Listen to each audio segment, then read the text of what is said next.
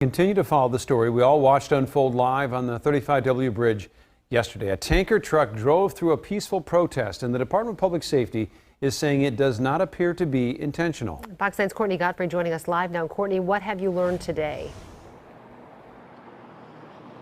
Well, Kelsey, as of about an hour ago, that semi-driver was still being held at the Hennepin County Jail, but state officials said today it was all an accident, that he got on the highway before the barricades were put up.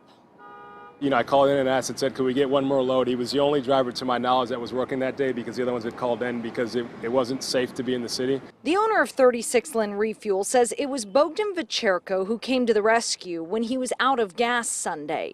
So he was shocked to see the scene that unfolded once the semi-driver left his store.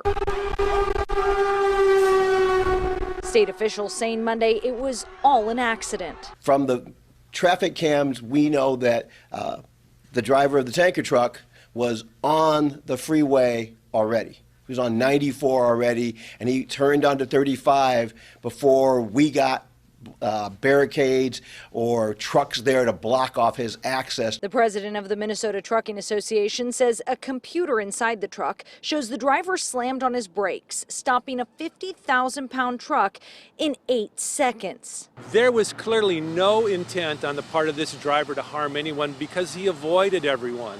Anyone intent to harm would have had a very different outcome. And that the rise in the road on that stretch of 35W likely made it hard to see what was ahead. That truck was on a lawful road, not during a curfew time from what they understood, so the route was perceived as open.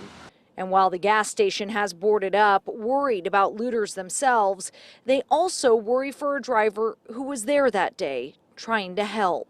It's hard to side with people who are here protesting and tearing things up and burning things down, and to turn a blind eye to someone who's working their best to follow protocol and doing their job. State officials say this case is still under investigation. Reporting live in Minneapolis tonight, Courtney Godfrey, Fox 9.